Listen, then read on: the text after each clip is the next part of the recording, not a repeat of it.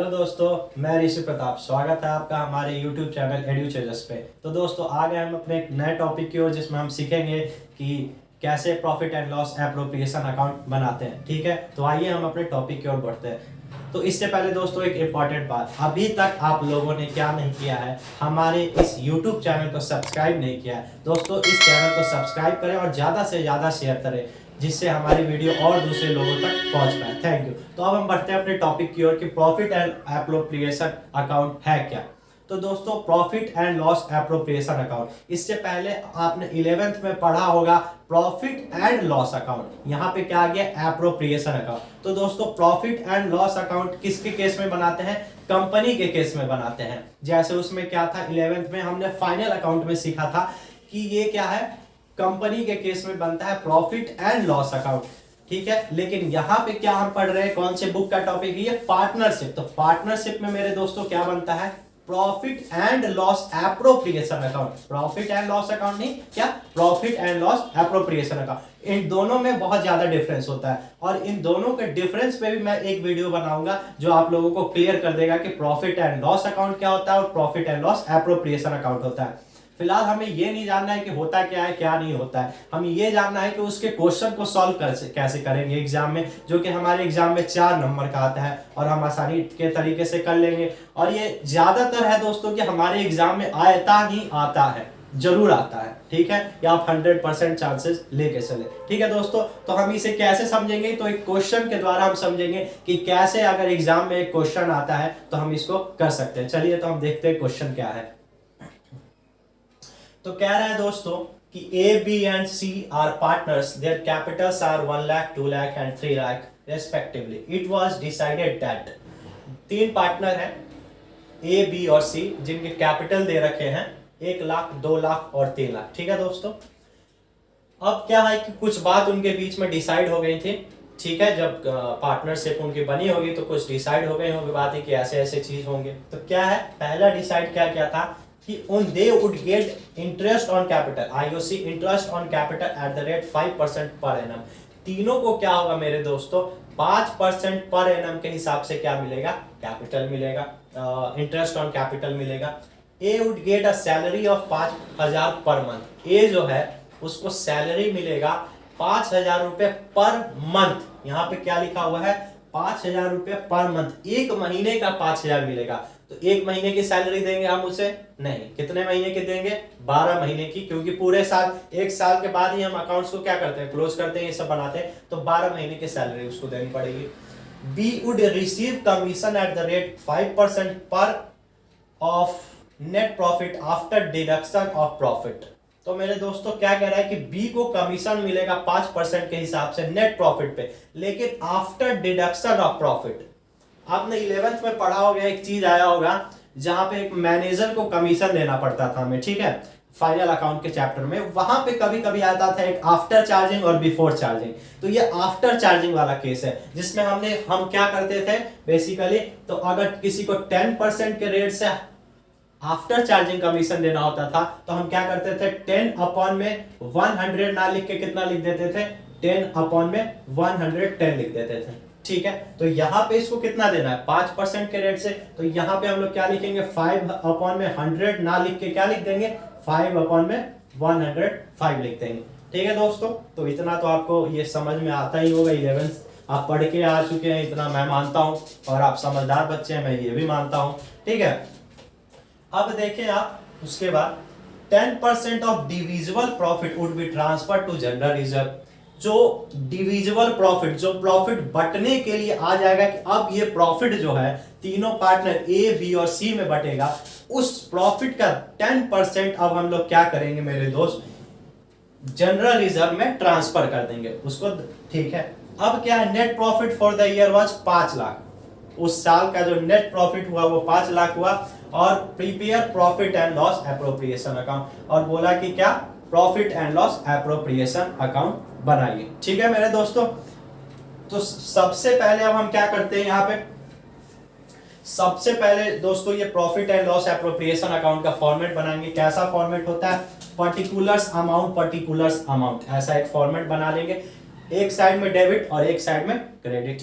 इतना आप लोगों को कर लेना है। अब इसके बाद सबसे पहले अगर प्रॉफिट एंड लॉस एप्रोप्रिएशन आप बनाते हैं, सबसे पहला जो काम है आपका, हमारे एक ही काम है, क्या काम है कि ये जो नेट प्रॉफिट है इसको हमें ट्रांसफर करना है profit and loss account appropriation account पे, क्रेडिट साइड। क्या लिखेंगे, यहां आप लिखेंगे by profit and loss account, और ब्रैकेट में क्या लिख देंगे, नेट प्रॉफिट। क्या हुआ ये दोस्तों हमारा, ये हमारा नेट प्रॉफिट है। ठीक है, कितना का है दोस्तों, 5 लाख रुपए का। सबसे पहला काम हमने अपना कर दिया। ठीक है, तो ये सबसे पहले काम था। उसके बाद अब क्या करेंगे, जो क्वेश्चन ने बोला है वो क्वेश्चन को हमें करना है। जैसे देखें, सबसे पहले क्या बोल रहा है, they would get interest on capital eight the rate 5% per annum. तीनों को 5% के हिसाब से क्या मिलेगा, इंटरेस्ट ऑन कैपिटल मिलेगा। तो इनके कैपिटल दे रखा है 1 लाख, 2 लाख और 3 लाख। 1 लाख का 5% मेरे दोस्तों निकालेंगे तो आएगा 5,000, 2 लाख का निकालेंगे 10,000, 3 लाख का आएगा 15,000। ठीक है ना, इतना आसानी है, बहुत आसान हो जाता है इतना कैलकुलेशन। आप अकाउंट्स के बच्चे हैं तो आपको कैलकुलेशन दिमाग में करना सीखे, जो आसान है। ये नहीं कि उसके लिए पेन कॉपी लेके लगे उसको कैलकुलेट करने। तो वैसे आप अकाउंट्स सीख तो जाएंगे लेकिन आपको आगे चल के दिक्कत होगी। ठीक है, तो ये दिमाग में करना सीखें। तो आप क्या यहां पे लिखेंगे, to interest on capital, interest on capital. ठीक है, किस किस को देना है, ए को देंगे, बी को देंगे और सी को देंगे मेरे दोस्तों। तो ए को कितना देना है, तीनों को 5% के हिसाब से। तो ए को मिलेगा कितना, 1 लाख पे 5,000 रुपए। बी को मिलेगा 2 लाख पे 10,000 रुपए, और सी को मिलेगा 3 लाख पे 15,000 रुपए मेरे दोस्तों।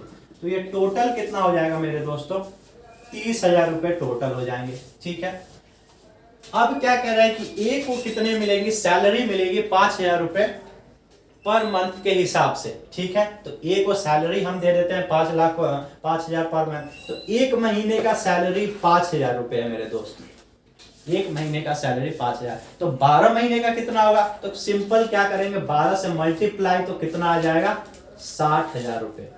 ठीक है, तो यहां पे क्या लिखेंगे, टू सैलरी, टू किसको दे रहे हैं, ए को दे रहे हैं, कितना दे रहे हैं, 60,000 रुपए हम दे रहे हैं, वहां पे निकल के आएंगे। ठीक है, अब हम क्या करेंगे हमारे दोस्त, B would receive, third point, B would receive commission. B को कमीशन मिलेगा 5% के रेट से आफ्टर डिडक्शन सच प्रॉफिट। मैंने बताया आफ्टर डिडक्शन में कैसे करते हैं, आप समझ भी गए थे, इतना मैं उम्मीद करता हूं। तो कैसे करेंगे, तो हमारा नेट प्रॉफिट कितना है, 5 लाख। तो 5 लाख का हमारे दोस्त 5% कमीशन निकाल देंगे आफ्टर डिडक्शन के लिए। तो 5 अपॉन में क्या कर देंगे, 105, और इसको क्या कर देंगे, अब हम डिवाइड कर देंगे। ठीक है, तो यहां पे आप डिवाइड कर देंगे तो ये आ जाएगा 5 2 जा 10, 5 1 जा 5। ठीक है, अब 21 से जब आप 5 लाख को डिवाइड करेंगे तो ये आ जाएगा आपका 21 दूना 42, 21 13,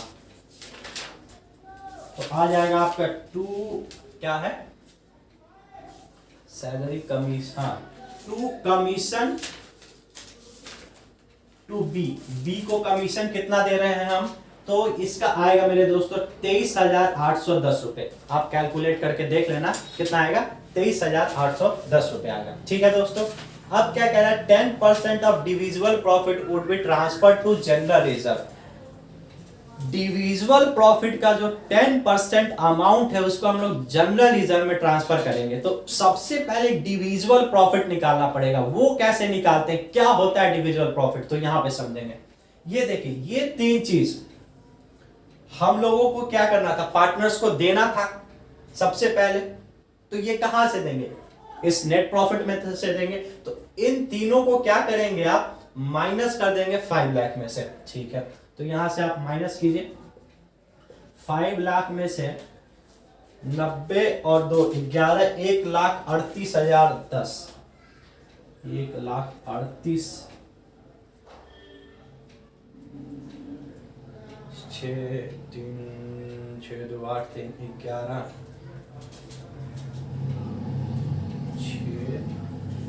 एक बार कैलकुलेट कर लेते हैं। 30,000 प्लस 60,000 प्लस 23,810 कितना आ जाएगा? 0, 1, 8, 3, 11, 1,13,810, सॉरी 1,13,810 आ गया। इसको हम माइनस कर देंगे तो कितना आ जाएगा? 0, 1, 10, 9 में से 1 गया, 8 गया 1, और ये 9 में से 3 गया, कितना हो गया आपका? 6, ये 8, और ये कितना हो गया? 3। 3,86,190, मतलब कि 3,86,190 रुपए। ये दोस्तों हमारा क्या है? यही है हमारा divisible profit, DP, divisible profit. यही प्रॉफिट अब हम क्या करते हैं? अपने घर लेके चले जाते हैं? नहीं, क्या करते हैं? इस प्रॉफिट को हम बांट देते हैं। किस में बांटते हैं? ए, बी और सी में। तो इसका नाम हो गया डिविजिबल प्रॉफिट। अब बोला मेरे दोस्त कि इसका 10% हमें क्या करना है? हमें जनरल रिजर्व में ट्रांसफर कर देना है। तो आप इस 3,86,190 का जब 10% निकालेंगे तो वो मेरे दोस्त कितना आएगा? टू जनरल रिजर्व, वो मेरे दोस्त कितना आएगा आपका?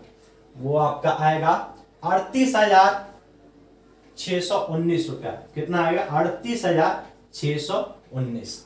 ठीक है मेरे दोस्त, ये आपका आ गया जनरल रिजर्व में भी हमने ट्रांसफर कर दिया टू जनरल रिजर्व। ठीक है, अब इसको क्या करेंगे? ये हमने जनरल रिजर्व में भी कर दिया, अब इसको इससे माइनस कर देंगे तो यहां पे लिखेंगे 38,619 माइनस कीजिए तो 1, 8 में से 1 गया 7, ये कितना हो जाएगा? 10 में से 6 गया 4, 11 में 5, और ये कितना हो जाएगा? 15, 8, 7, 7 में से 3 गया 4।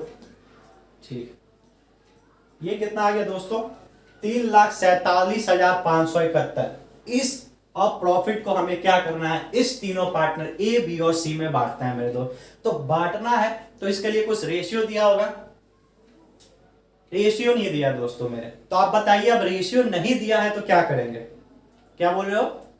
नहीं, हम इस कैपिटल रेशियो में नहीं बांटेंगे। किस रेशियो में बांटेंगे? इक्वली बांटेंगे। क्या? जब भी अगर रेशियो ना दिया हो क्वेश्चन में तो हम किस रेशियो मान के चलते हैं कि उनके बीच में जो डिसाइडिंग रेशियो था बांटने का प्रॉफिट का, वो इक्वल रेशियो था। ठीक है, हाँ, आपने जिन्होंने बताया वो सही है कि इक्वल में बांटेंगे, तो इक्वल में सही बताया आपने। ठीक है, तो इसको इक्वल में बांटने के लिए 3 पार्टनर है, तो इसको 3 से क्या कर देंगे? हम सिंपली डिवाइड कर देंगे। तो डिवाइड कर देते हैं, 3 1 जा 3, कट गया। अब क्या हो जाएगा? 3 3 जा, फिर 3 1 जा 3, फिर 1 बच जाएगा, 3 5 जा 15 हो जाएगा। ठीक है, 2 बच जाएगा, 25 हो जाएगा, फिर 3 8 जा 24 हो जाएगा। ठीक है, और फिर यहाँ पे 2 बच जाएगा, 3 7 जा 21। तो मेरे दोस्त ये कितना आ जाएगा? 1,15,800। 3 1 जा 3, 4, 3 1 जा 3, कट गया, 4 उतर गया। ठीक है, 3 1 जा 3, 1 बच गया, 5 उतर गया, 7 उतर गया, 3 5 जा 15। ठीक है, यहाँ पे 2 उतर गया, यहाँ पे फिर 5 उतर गया, 3 8 जा 24, 1 बच गया, 7 3 5 जा 15। ठीक है, 1,15,857 आएगा। कितना आएगा? 1,15,857 रुपए हमें तीनों पार्टनर को इक्वली देना है। तो यहां पे लिखेंगे टू प्रॉफिट, और यहां पे लिख देते हैं transfer to partners capital account. क्या लिखते हैं? ट्रांसफर टू, तो transfer to partner capital account. ठीक है, पीसीए लिख दिया मैंने, आप पूरा लिखेंगे, एग्जाम में नंबर कट जाएगा। फिर मेरे से मत बोलना कि सर आपने तो बताया था ऐसे लिख दो। मैंने नहीं बताया भाई, मैं जगह की कमी के कारण लिख रहा हूं। ठीक है, आप पूरा लिखना। अब यहाँ पे हम क्या लिखेंगे? ए का कितना, बी का कितना, और मेरे दोस्त सी का कितना। तो ए का कितना आया था आप बताइए? 1,15,857। बी का कितना आया था? 1,15,857। सी का कोई अलग बता सकता है? नहीं, 1,15,857। तो ये तीनों का सम कितना आएगा? किसी में है हिम्मत बताने का? मेरे में है। कितना आएगा मेरे दोस्त? तो 3,47,571। आप ऐड करके देख लेना, अगर गलत हो जाएगा तो मेरा नाम बदल देना। ठीक है, अब इस सब का अगर हम ऐड कर देंगे मेरे दोस्त तो ये कितना आएगा? 5 लाख रुपए। और इसका ये भी 5 लाख ही आएगा। तो ये क्या हो गया हमारे दोस्त मैच कर गए, क्योंकि इसमें से इन चीजों को हमने माइनस किया तो इतना आ गया, इतना बच गया, बांट दिया तो 5 लाख लिख गया। मेरे दोस्त अगर अब ये क्या होता, ये हमारा जो क्रेडिट बैलेंस है वो कम हो जाता और डेबिट बैलेंस ये सबका टोटल ज्यादा हो जाता, तो मेरे दोस्त क्या आ जाता, क्या आ जाता, हाँ नेट लॉस हमारा आ जाता। तो वो लॉस कहां ट्रांसफर करते हैं, पार्टनर्स कैपिटल अकाउंट में, लेकिन यहां पे क्रेडिट बैलेंस ज्यादा था डेबिट बैलेंस से, इसलिए मेरे दोस्त क्या आ गया, यहां पे प्रॉफिट आ गया। तो इसको हमने क्या कर दिया, यहाँ पे प्रॉफिट निकल गया। तो मेरे दोस्त मैं उम्मीद करता हूं कि आपको ये हमारा जो मैंने पढ़ा है वो आपको समझ में आएगा, profit and loss appropriation account. ठीक है, तो तब तक आप हमारे चैनल को देखते रहें और ज्यादा से ज्यादा शेयर करें। Thank you.